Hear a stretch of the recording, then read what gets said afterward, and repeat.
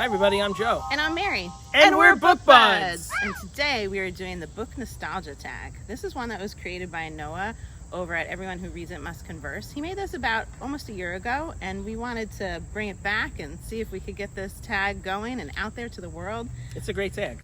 And Noah just recently did our original tag and was super cool about it, and we chatted about it and had a great conversation. And he's done 2 original tags. So if you guys are interested in the Buddy Read tag, check that one out also. That's another original tag of his. That one is so nice. So nice. But so today we're doing the nostalgic tag. Nostalgia book tag. So question number 1, the oldest book from your life that you still own. I have a lot of books. I have all my Oz books that I've shown before. And I have some Hardy Boys books from back in the day. Yeah, I have a lot. Yeah, we have some that we can link in the description of the older books that you've shared with us, which is really fun. Yes. I don't have too many. I tend to purge things and then regret it later. But the one thing that I do have is a very old Nancy Drew book. This one is The Mystery of the Ivory Charm. And this belonged to my mom when she was a little girl. Love that. So I held on to this one. That's cool. That's awesome. Question number 2. What is your first loved library book? So I think it's called The Calico Cat. And I remember my mom would take me to Story Hour and we would check out various books, and I loved cats. I love Story Hour. And yeah, Story Hour has so many happy memories. That alone brings back some nostalgia right there. That's the best. For sure. But I loved cats, and so The Calico Cat, I mean, why would I not get that? And my mom loves quilting, and I think the cat was like wrapped in a quilt on the cover of the book. Cute. And I think the very first page started off with "Good morning, good yawning," says Tabby. Cute. And I can just hear that kind of like sing-song in my head, even to this day, even though it's been like many, many years since we've read that. But we check that out often. How about you? Do you still have that book? No, I got it from the library. This question was about the library. Okay. So is that book like still around? Like, have you seen it? I haven't looked for it recently, so I don't know. We gotta find it. Yeah. I'm sure it's still around. You'd want to purge it. It's going to be dust covered, so I wouldn't want to keep it. I'd look at it and be like, that's nice. You're brutal. All right, how about you? What was your first love library book? I love Stuart Little.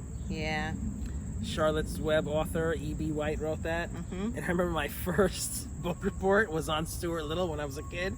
And the cover of the book report, I like traced the cover of the book. I still see it in my head. Aw. I wonder if I still have that. You probably do. You hold on to things. Like in my parents' attic or something. Yeah. I love that book. That's cute. Okay, number 3, a book that was given to you. So I was given The Shack by William Paul Young, and it was such a popular book, and I could see why. It was just a great book. It was about a family who went on vacation, and the youngest daughter was taken, and then there was evidence that she was brutally murdered in like this shack. And then like 4 years later, the father gets a note apparently from like God saying, you know, meet me there, meet me at the shack. At the shack. Yes. And he goes and like he just learns like it's a thinker. It's like it answers the question like, where is God in like a world so filled with like terror and horrible stuff? Wow. That's what we often ask, like, God, help us, what are you doing? It's really good. That's great. What about you? Sorry. All good. Forgot about you, bud. I was so into my nostalgia of The Shack. Okay. And you? So I was given a book that brings back some nostalgia. When I was like a teenager, my brother gave me a book for Christmas, but the nostalgia related to this, I'll tell you the book. The book was A Dark Half by Stephen King. And okay. I was definitely into scary stuff. I was enjoying horror films, horror books. I had a lot of great stuff back then. My brother gives me this gift, and I will never forget it, because my brother said, hey, I got you this really great gift. I had to go get my pickup to go pick it up today. And I'm like, oh my God, it's such a big thing. Like, what did he get me? And I was like, wow, is it like really big? And he's like, well, if you kind of like lay it all out, I think it's bigger than a mile. Like it's larger than a mile long. And I was like, this my guy. God, I have to get him something really good. He got me like this amazing, like tremendous gift. And then, don't you know, he gives me the book before Christmas and says, hey, I got this for our cousin. Can you wrap it? So I wrapped my own Christmas present. God, this is for my cousin. I love it. That's funny. So quite a lot of memories associated with that book right there. And then when you opened it, I was so mad. I like, no more trust for you. Did you recognize it before you opened it because you wrapped it in the paper? As I was touching it, I'm like, wait, what? Oh my God, that is so funny. Yeah, not cool. Your brother's funny. question for a book recommended to you. Okay, so my Aunt Joni recommended for years The Clan of the Cave Bear, and I've talked about this book before. And it took me a while, but I finally read it, and then the series became like my top series of like my life. Wow. Love that book. Check it out. Awesome to get that kind of recommendation. Yeah. And what about you? So mine is the book that you recommended to me. Is the first book that he ever recommended to me, which was The Grace Year. I'm your answer? You're my answer. Mary, that's awesome. We love The Grace Year. And you recommended it to me, and I read it right away. I was like, I have a book bud. It was before we were book buds on camera. So I was like, I'm going to read it. Don't put your hands on me, Kirsten. It was a good book. Thanks for the recommendation. We'll have to link that video in case you're wondering why he's howling. You can check that out. You want to know, you got to click. That's right. Okay, the next question is a buddy read text. And we have to admit, we don't buddy read. Even though we are book buds, we don't buddy read together either. It doesn't work out. It just doesn't. And like, even at a time like when my husband and I bought 2 of the same books so we could read it at the same time, I stayed up all night reading, and he took like 5 days to read it, and I still couldn't talk with anybody about it. Right. So I don't know that you and I could ever really time it the way that I need it. You know, if I get to page 50 and something serious happens, I want to be like, Joe, and you're like, I'm on 45, and I'm like, no, that doesn't work. We would have to have strict assignments. Like tonight we're reading 30 pages. Yeah, and I the can't. Next night 60. We wouldn't stick to that. So the closest we've been to that is that he's read a book and I've immediately read it right after. And we've done that a couple times. So, I mean, if that counts, we've done Caraval that way by Stephanie Garber, and we did Kingdom of the Wicked by Carrie Maniscalco. We read that way, if that counts. We'll say that it counts. It counts. He told us we could change it up. That's right. With this tag, you can modify if you want. I mean, with any tag, you can modify and make it work for you. Yeah, thanks, Noah. Yeah, flexibility is awesome. Okay, next question. What's a book that was introduced to you in school? Sybil by Flora Schreiber. Such a good book. So this was in like college or grad school was when I read that. And it's a story about a woman who has 16 personalities. And it's really incredible to just, it's a true story, to read about her illness and her suffering and the experience of having those multiple personalities. It's something that's very controversial even in the world of psychology. People don't necessarily agree that something like that truly exists. Right. So to read her experience, heartbreaking. Very heartbreaking. Oof. But like, what an experience to learn her story in that way. You know, it's just, it was incredible and moving, and I could just keep saying all sorts of stuff. I don't know what else somebody I should borrowed say. that book and ruined it on you. Yes, And then, somebody did borrow that book and then ruin it you on me. I think donated I threw it out to the library. It was damaged. I tried to save her. We don't throw books away. We talked about this in another video. Right. It was just so, like, they borrowed it and it came back just all crumpled, and I was like, that's not the way I want my book to look. That's terrible. Yeah, but we're, you know, that's bad nostalgia. We don't want to go that way. Right. Well, there's a lot attached to that book. I know. All right, my turn. What about you from school? To Kill a Mockingbird by Harper Lee. Yep. I just remember my 8th grade teacher, Miss Wasmer, if you're watching, she dissected this book, and I just remember sitting in my seat and watching her write notes upon notes on the blackboard. Like, the whole blackboard was like filled with notes on To Kill a Mockingbird, and like I loved every minute of it because I'm like a huge nerd. Yeah.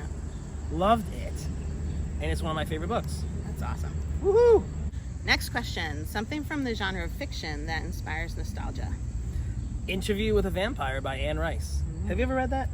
I think I just watched the movie. Okay. Yeah. I feel like you should read that. I should. So this was my first dive into vampires, aside from Dracula, of course. We have to go classic.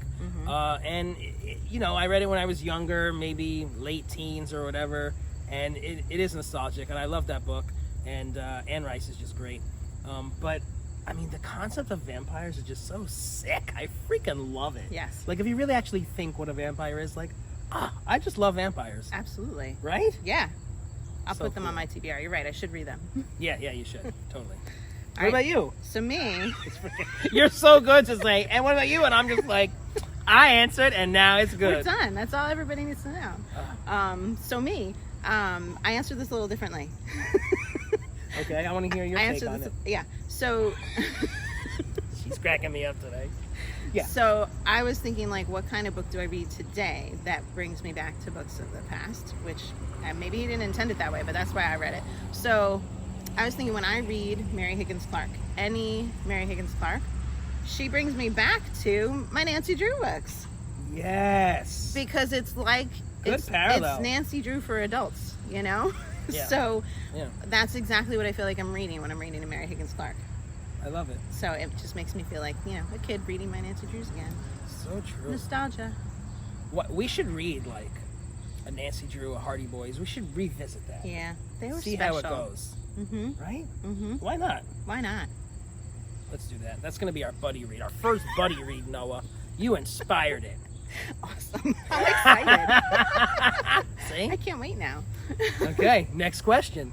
What is a literary work that inspires nostalgia for you? I'm going to go with The Raven by Edgar Allan Poe. Nevermore. Nevermore. I mean, it just pops up so much in life that you always get to see it, and it brings it back to mind all the time.